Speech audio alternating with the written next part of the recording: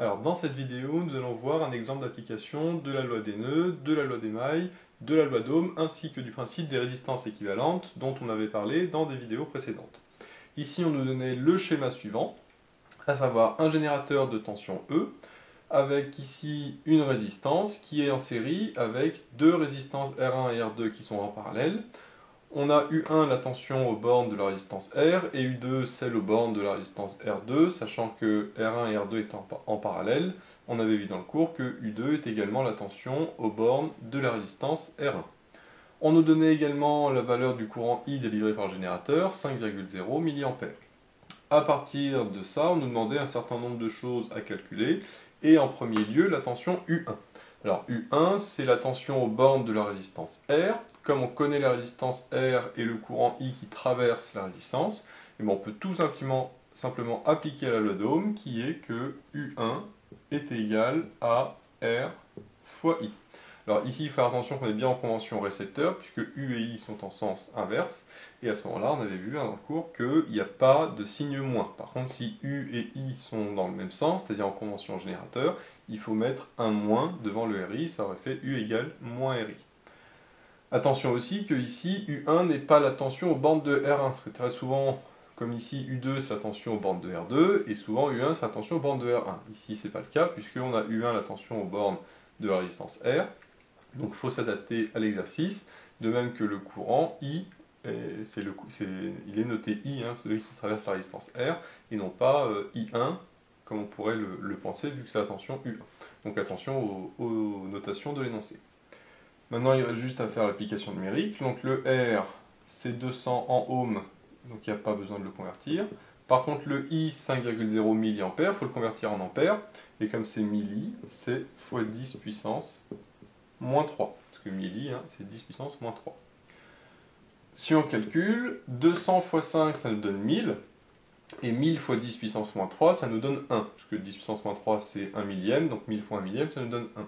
Par contre, attention qu'il faut deux chiffres significatifs, puisque là il y en a 3 et là il y en a 2. Donc comme il faut deux chiffres significatifs, ça nous donne 1,0. Attention à l'application numérique, aux conversions d'unités, ainsi qu'au nombre de chiffres significatifs. Donc U1 vaut 1,0 volts, et donc je peux marquer ici, U1 égale 1,0 volts. Je marquerai au fur et à mesure ici ce que l'on a calculé.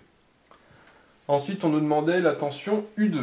Alors la tension U2, c'est celle aux bornes de la résistance R2. Le problème, c'est que le R2, pour l'instant, je ne le connais pas, puisqu'il est donné mais dans la question d'après. Et en plus, le I2, je ne le connais pas non plus. Il est demandé par la suite.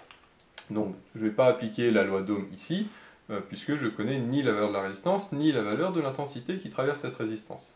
Par contre, maintenant que j'ai U1, je vais pouvoir appliquer la loi des mailles dans la maille ici qui passe par R2. Donc celle qui passe par E, par R, et là ensuite par R2, et qui revient ici à E.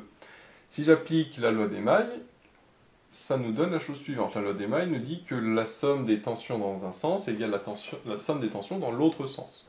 Donc là, si on regarde celles qui sont dans ce sens-là, là on voit qu'on a E, et c'est la seule, puisque U1 et U2 sont dans le sens contraire. Donc là, d'un côté, j'ai E, qui est dans un sens, dans le sens des aiguilles d'une montre, et de l'autre côté, je vois que j'ai U2 et U1 qui, elles, sont dans le sens inverse de E. Et donc la loi des mailles nous dit que ce E est égal à U1 plus U2, puisque E est dans un sens et U1 et U2 sont dans l'autre sens, au niveau de la maille que j'ai considérée. Moi, comme je cherche U2 et je connais E et U1, j'isole, donc ça me donne U2 égale E moins U1. J'inverse ici, ça me donne E moins U1. Le E, c'est 10,0. Le U1, c'est 1,0. Et 10,0 moins 1,0, ça nous donne 9,0. Et donc en volts, puisque E et U1 sont en volts. Donc j'ai le U2 qui vaut 9,0 volts, et donc je peux l'appliquer ici. Je vais l'écrire ici, 9,0 volts. Une fois qu'on avait ça, on nous donnait enfin la valeur de R2, la résistance R2, qui était de 4500 ohms. Comme il ne le donnait que à ce moment-là, on ne pouvait pas l'utiliser auparavant. Donc à partir de ça, on nous demandait la valeur de I2. Alors I2, c'est le courant on le voit sur le schéma, qui traverse la résistance R2. On connaît la valeur de la résistance R2, et on connaît également la valeur de la tension U2, puisqu'on vient de la calculer. Donc à ce moment-là, on peut appliquer la loi d'Ohm, puisque on connaît deux valeurs et on cherche la troisième. Alors la loi d'Ohm, à ce niveau-là, on peut l'appliquer, puisque U2 c'est bien la tension aux bornes d'une résistance. C'est égal à la résistance R2 fois l'intensité qui est I2. Là encore, on est en convention récepteur, puisque I et U sont en sens contraire, donc il n'y a pas de moins devant le RI. Donc attention, encore une fois, aux données de l'énoncé, hein. La tension c'est U2, la résistance c'est R2, et l'intensité c'est I2. Moi, comme je cherche I2, j'ai juste à isoler le I2, donc je prends le R2, je le passe en dessous. Donc I2, ça me donne U2 divisé par R2. U2, je le connais, c'est 9,0 volts. Et R2, on vient de me le donner, c'était 4500 ohms. Donc là, j'ai pas besoin de convertir, puisque j'ai bien des volts et des ohms. Alors 9 sur 4500, ça, pour le convertir, là, on peut faire de différentes manières. Moi, ce que j'aime bien, c'est de mettre le 9, en fait, de multiplier par 1000 et de diviser par 1000. C'est-à-dire que le 9, on peut l'écrire, alors là c'est plus au brouillon parce que du coup on n'a plus le même nombre de chiffres significatifs. Donc ça c'est ce que je fais, c'est plus au brouillon, normalement ça, on met directement le résultat. Là c'est juste pour expliquer comment on fait. Là le 9, comme je le transforme en 9000, et ben je vais multiplier par 1000. Donc si je multiplie par 1000, il faut que je divise par 1000, c'est-à-dire je multiplie par 10 puissance moins 3. Donc là j'ai le droit, puisque 9000 fois 10 puissance moins 3, ça me donne bien le 9,0 que j'avais au-dessus. Et par contre, le 4500, lui, je le laisse. L'intérêt, c'est que 9000 sur 4500, c'est facile, ça fait 2. Pourquoi? Parce que 9000, c'est 2 fois 4500. Donc le 9000, si je le remplace par 2 fois 4500 sur 4500, bah, les 4500 simplifient, ça me donne juste 2. Donc ça me donne finalement 2 fois 10 puissance moins 3, puisque le 10 moins 3 qui lui reste. Donc le résultat, donc je vais effacer cette chose, parce que normalement ça c'est au brouillon. Donc le résultat, c'est 2 fois 10 puissance moins 3. Par contre, attention que j'ai toujours le nombre de chiffres significatifs à respecter. Là, ici, j'en ai 2, là, j'en ai 4, donc il m'en faut 2. Donc on a dit que c'était 2 fois 10 puissance moins 3, mais comme il faut 2 chiffres significatifs, là, ça donne 2,0.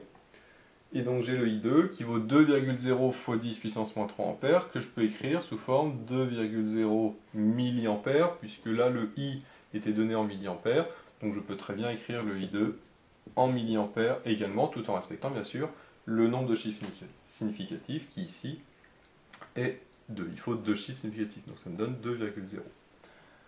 Donc là, rien de particulier, si ce n'est que on applique la loi d'Ohm, mais non pas pour calculer le U comme tout à l'heure, mais pour calculer le I. Bon, le principe de la loi d'Ohm, c'est on a une relation entre le U, le R et le I. À partir du moment où on connaît 2 des 3 valeurs, et ben on peut connaître la troisième, tout simplement, en isolant. Maintenant que j'ai calculé le I2, je peux calculer, enfin on nous demandait de calculer le I1. Alors I1, c'est cette fois-ci l'intensité qui traverse l'autre résistance, c'est-à-dire la résistance R1. Et là, on va appliquer quelque chose qu'on n'a pas encore utilisé depuis le début, qui est la loi des nœuds. Pourquoi? Parce que nous, on connaît le I et le I2 et on cherche le I1. Or, d'après la loi de nœuds, si on fait au nœud qui est ici, on rappelle que la loi des nœuds, c'est la somme des intensités qui entrent dans le nœud est égale à la somme des intensités qui sortent du nœud. Là, on voit que le I, il rentre dans le nœud, il est en direction du nœud, alors que I1 et I2, eux, ils sortent du nœud. Donc d'un côté, j'ai le I qui rentre dans le nœud, et de l'autre côté, j'ai I1 et I2 qui sortent du nœud, et donc ça me donne, d'après la loi des nœuds, I1 plus I2. Puisqu'on additionne les différentes intensités qui sortent et les différentes intensités qui rentrent dans le nœud. Comme je connais I et I2, que je viens de calculer, je peux tout simplement isoler mon I1 en disant que I1 est égal à I moins I2. L'intérêt d'avoir converti le I2 en milliampères, c'est que comme le I est en milliampères, et le I2 aussi, je peux laisser tout simplement I et I2 en milliampères. Là, je n'ai pas besoin de les convertir dans le sens où je fais une soustraction.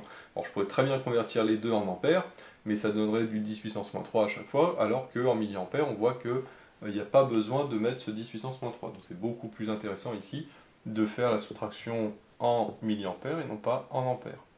Et donc 5,0 moins 2,0 ça me donne 3,0, mais attention, milliampères, puisque 5,0 et 2,0 sont en milliampères. Donc à partir de ça, je peux remettre I1 égale 3,0 milliampères. Donc là, hein, application bête et méchante de la loi des nœuds au niveau de ce nœud-là. Une fois que j'ai I1, on m'a demandé de calculer R1. Alors pour calculer R1, cette fois-ci, je vais encore une fois utiliser la loi d'Ohm, mais non pas pour calculer U ou I comme tout à l'heure, mais pour calculer la résistance R. Pourquoi? Parce que ici, le R1 que je cherche, moi je connais le I1 qui traverse l'intensité qui traverse la résistance, on vient de la calculer, et je connais également la tension au bord de la résistance qui est U2. Pourquoi? Parce que U2, hein, comme on a vu que quand deux résistances sont en parallèle, la tension aux bornes de l'une, c'est la même que la tension aux bornes de l'autre. C'est aussi par rapport à la différence de potentiel, hein, on sait que U2, c'est la différence de potentiel entre ce point-là et ce point-là, qui est la même que celle entre ce point-là et ce point-là, puisque ces deux points-là sont reliés par un fil, donc en fait sont identiques. Ces deux points-là sont reliés par un fil, donc sont également identiques. Donc au final, hein, U2 est bien la tension aux bornes de la résistance R1. Je peux donc appliquer la loi d'Ohm, qui me dit que U2 est égal à la résistance R1 fois la tension, fois l'intensité, pardon, I1. Donc là encore une fois, U et I sont en sens contraire, c'est-à-dire convention récepteur, et donc on est bien, c'est bien RI, non pas moins RI, avec toujours les bonnes notations de l'énoncé. À partir de là, moi je cherchais R1, donc cette fois-ci il faut que j'isole le R1 en passant le I1 de l'autre côté. Donc R1 finalement c'est égal à U2 divisé par I1. Donc là on voit, c'est la troisième application on va dire de la loi d'Ohm. Hein. Tout à l'heure on avait appliqué la loi d'Ohm pour calculer U1, donc la tension. Ensuite on l'avait appliqué pour calculer I2, donc l'intensité. Et cette fois-ci on l'applique pour calculer le R1. Hein. À partir du moment où on a deux des trois valeurs connues, et bon, on peut calculer la troisième.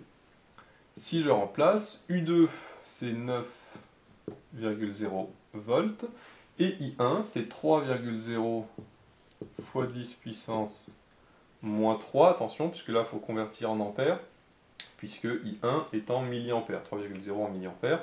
Là, comme je fais une division, hein, je remets toujours dans la loi d'Ohm, dans les unités de base. Hein. Quand on applique la loi d'Ohm, toujours des volts, des ampères et des ohms. Pas de milliampères, pas de kilo-ohms ou autre. Maintenant, j'ai plus qu'à le calculer. Alors là, c'est un petit peu plus simple que tout à l'heure, puisque 9,0 divisé par 3,0, ça me donne 3,0. Hein. 9 divisé par 3, ça donne 3, mais avec le nombre de chiffres significatifs, eh ben, ça donne 3,0, puisque ici j'ai deux chiffres et ici aussi. Et le 10 puissance moins 3 qui est en dessous, je le passe au-dessus.